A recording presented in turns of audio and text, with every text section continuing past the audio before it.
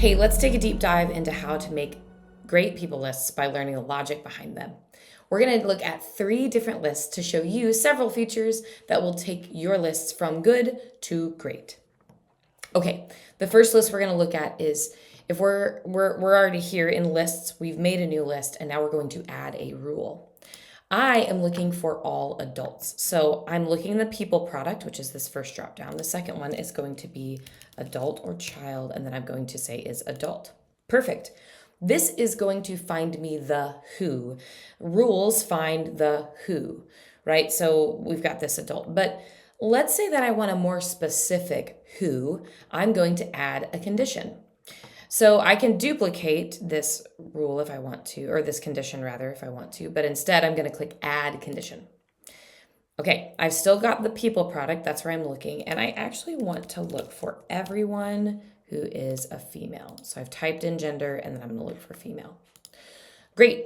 So now I've got this list. It's going to find all adult females in my database. Let's submit and see what that looks like. So while the rules find the who, this page can tell you things about those people. So here I've got all of my people, 654. That's quite a few. But if I want to find out what all of their birth dates are, maybe we're going to send out birthday cards to all the ladies, then I can select columns over here on the far right side. And then when I scroll down, I can actually see birthday without year because I don't need to know how old they are. I just need to know that their birthday's coming up. Now, when I close this columns, you'll see that I've got birthdays without year. Lots of these people don't have birthdays in the profile or in their profile, but I can sort by this for all those who do have their birth dates. So we've got December 17th, December 15th, and so on. Look at that. Now I can send birthday notes based on this list because I found the who with my rules and the what with my columns. All right, let's go back to rules and we're going to look at some other different things here. So you'll use a rule whenever you're trying to get a specific type of person, right? Conditions are for modifying that rule, but rules, like more rules than one, are for modifying the total results. So let's say that I want adult females who also, let's make another rule, who are also members. So I'll type in membership type here, there we go, and then is member. Neat. I also want adult females who are regular attenders as well. So I am going to duplicate this condition. It's going to give me another one. And then I'm just going to change member to regular attender. Super.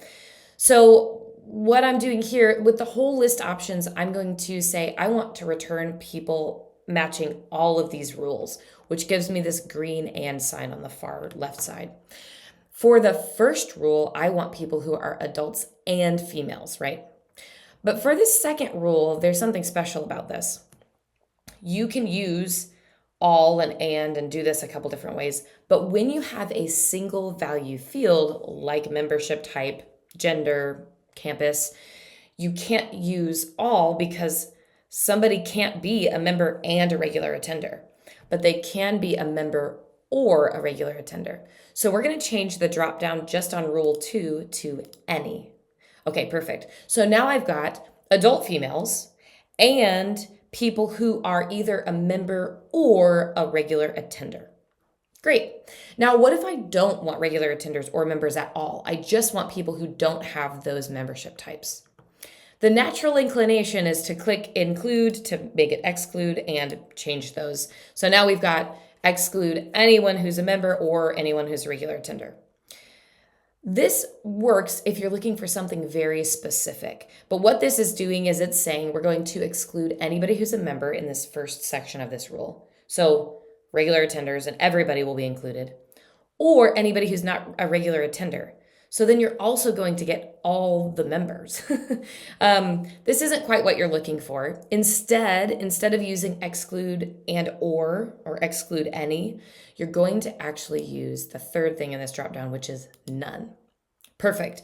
Now I have adult females who are not members and not regular attenders. That means we're not going to see any of those guys on there. Great. That is our first list.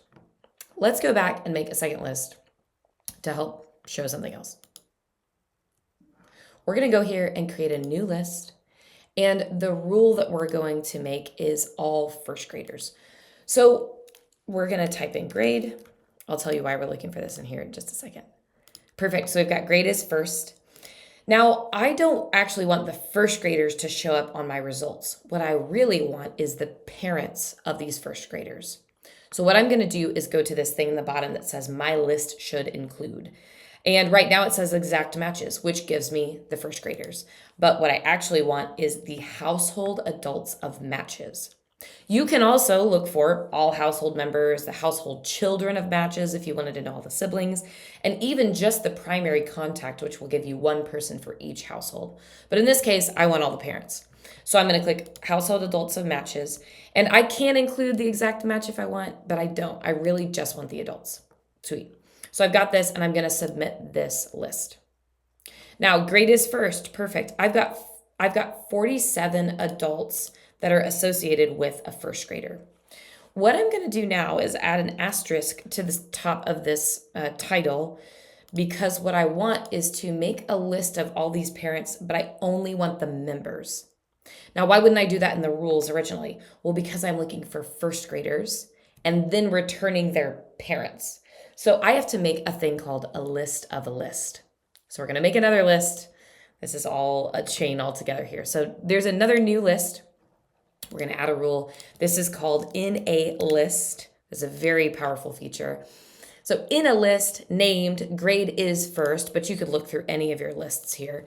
And now I'm going to also add a condition that finds only those people whose membership type is member. Great. Now, when I click submit, I'm going to see that these first grade parents, I have 15 parents who are also members. So they showed up in my list of household adults of first graders, and now I've got those members separated out. Super. In a list. Pretty cool, right?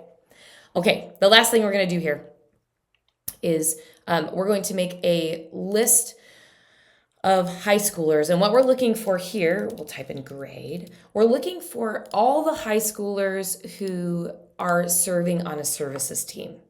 So you might need this, and you can query other products in lists.